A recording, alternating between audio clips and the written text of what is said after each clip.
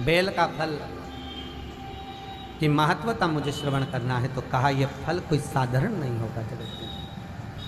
बैसाख महीने में जो एक फल भी समर्पित कर रहा है, हजारों अश्वमेध यज्ञ के पुण्य फल से हजारों गुना उसको फल प्राप्त हो रहा है, पुण्य प्राप्त।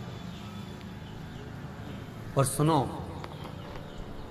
हे जगत जननी जगदम्बा, हे पार्वती, जब शिव और शक्ति, देवी और शंकर, भगवान शिव और जगदम्बा का या आदिक 33 कोटि देवताओं का जहाँ पर विशाल यज्ञ का आयोजन होगा, बड़े बड़े अनुष्ठान, बड़े बड़े यज्ञ जहाँ होंगे, उस यज्ञ में तुम्हारे और मेरे स्मरण से ये पीला जो फल है इसकी आहुतियाँ प्रदान करेगी।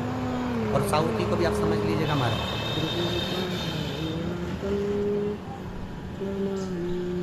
एक वो भी आप समझ लें कि जैसे अष्टमी तिथि या नौमी तिथि किसी भी महीने की, चाहे शुक्ल पक्ष की हो चाहे कृष्ण पक्ष की, अष्टमी और नौमी तिथि, ये दो तिथियां ऐसी हैं, मान लो तुम्हारा पैसा तुमने किसी को दिया 5 लाख 4 लाख 3 लाख 10 लाख 8 लाख 2 लाख 50,000 25,000 20,000 40,000 और वो पैसा नहीं दे रहा, आप हार गए कह के कर, फोन लगा कर, भैया दे दे रहे, परेशानी है, दे दे रहे भैया, हम तो परेशान हो गए, और हार गए, नहीं मिल रहा, बहुत परेशान। हमारा किसी भी अष्टमी या नौमी तिथि के दिन आप माँ जगतजननी जगदम्बा का शिव के साथ में, शिव शक्ति का स्मरण कर कर देवी के नाम की 9 आहुतियाँ, सूखे पीले की, मतलब पीला जो सूख चुका है, फल जो सूख चुका है, उसकी 9 आहुतियाँ अग्नि में शंकर और सती के नाम से, शंकर और शिव के नाम से समर्पित करें। और आखिरी आहुति जो समर्पित करें उसमें थोड़ा सा भाग तिल का, और तिल भी काली नहीं चढ़ती उसमें, श्वेत तिल का भाग उसके साथ लगाकर समर्पित करें, और जिससे धन लेना है उसका नाम लेकर वो समर्पित करें महाराज, उसको सुध आएगी और वो पैसा किसी भी हाल में आपके हाथ में थमाकर जाएगा ही, ये पक्का। उसकी आहुतियाँ, हे जगत जननी, हे जगदम्बा, तेरा नेत्र बिंदु से जो प्रकट हुआ वृक्ष है बेलपत्र का, उस वृक्ष की एक एक जड़ हो, टहनी हो, डाली हो, फल हो, शूल हो, वो सब मुझे अंगीकार है, मुझे स्वीकार है, मुझे स्वीकार है। उसका आनंद सुख देने वाला है। माँ पार्वती शिव जी के साथ में आनंद में विराजी। और एक निवेदन आप सबसे कहूँगा, प्रयास करिएगा जीवन में 2 रोटी कम खा लो पर किसी से कर्जा मत लो, मत।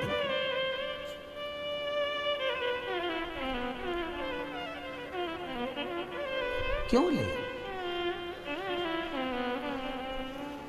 गुरुजी बैंक का बहुत कर्जा है, हमने कहा काय को लिया लोन, अब गुरुजी मकान तो बनाना था तो लेना तो था, फिर मकान का लोन तो था ही सरी, साथ में 4 व्हीलर गाड़ी और उठा ली, गुरुजी कर्जा बहुत है।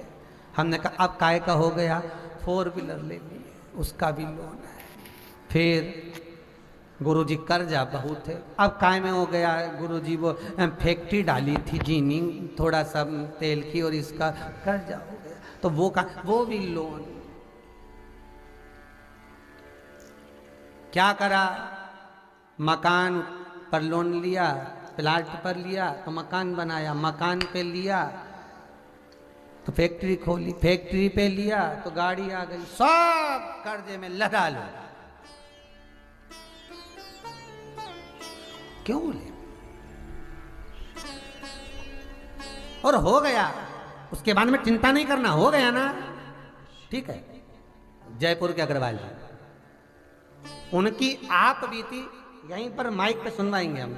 वो कहते हैं गुरुजी पूर्ण तरह से बर्बाद हो गया लॉकडाउन में, 1 रुपया नहीं बचा, और जा रहे थे सुसाइड करने, कहीं मोबाइल पर किसी मित्र ने कथा सुना दी और बस रुक गए कि अब नहीं मरना, महाराज के एरिया है कि भटको गए, अब नहीं मरना। और कथा भी वही मिली, भटकने वाली, मर तो जाओगे बेटा, गति बिगड़ जाएगा। मरना सरल है बहुत, और तरना भी तो देखो, है? ट्रेन के लोकल डब्बे में चढ़ जाओ, जगह है नहीं, हमारे को तो सब मिली नहीं। हमने तो फर्स्ट एसी का टिकट कराया, उसमें भी नहीं मिली। सेकंड एसी का वो भी नहीं मिली। थर्ड एसी का कराया, वो भी नहीं मिली। फिर रिजर्वेशन कराया स्लीपर का, वो भी नहीं मिला। तो जाना तो था, चढ़ गए लोकल में। और दादा बाथरूम में लटके, और आखिरी में मंजिल तक भी नहीं पहुंचे कि मैं तो अगला स्टेशन पर उतर जाऊं। मेरे काका से नहीं बने दादा, लटका लटका मारा तो पाँव हाथ टूट गया और अगला स्टेशन पर उतरी। तो ऐसा काम काय को कर, जब ऊपर बैकुंठ और नरक के सारी सीटें फुल, तो तुम्हें तो लोकल में लटकना ही पड़ेगा। फिर ऊपर तुम्हें कहाँ रिजर्वेशन मिल रही है कि तुम्हें बैकुंठ ले जाए कि नरक ले जाए? लटके रहो, अब नीचे ही लटको, कौन ले जाए? तो कहा गुरुजी बड़े तकलीफ में आ गए और ऐसा हो गया, और करोड़ों रुपए का कर्जा हो रहा। अब क्या? तो हमने कहा बताओ, इतना कर्जा होने के बाद तुम्हें यहाँ काय को आ गए ऋषि? और तो कि बस तुमने टीवी में देखा था कि लटक जाओगे, इसलिए हम यही लटके। आ तो गए, यही आपस में मिले हो। हमने कहा तुम बाहर बैठो, जयपुर से आयो। गुरुजी बहुत, हमने कहा क्या विचार है? बस व्यापार अच्छा चल जाएगा, नहीं तो सब बिकने की कतार है। कुछ बचा है एक आध चीज? बच्चा तो क्या है,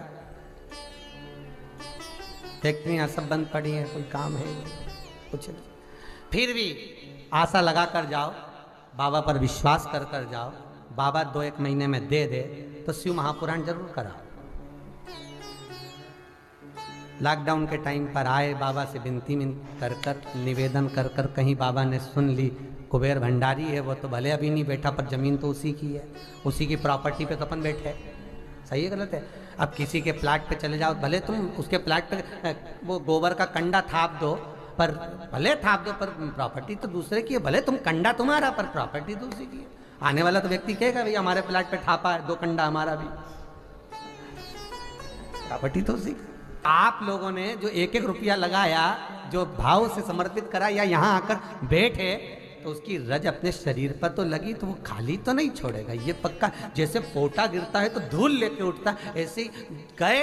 और उसके बाद में इनकी जब सूचना आई, गुरुजी तैयारी करो, शिव महापुराण, बाबा कृपा कर।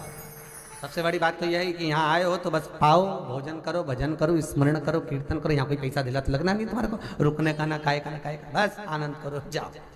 फिर भगवत चित्त हो।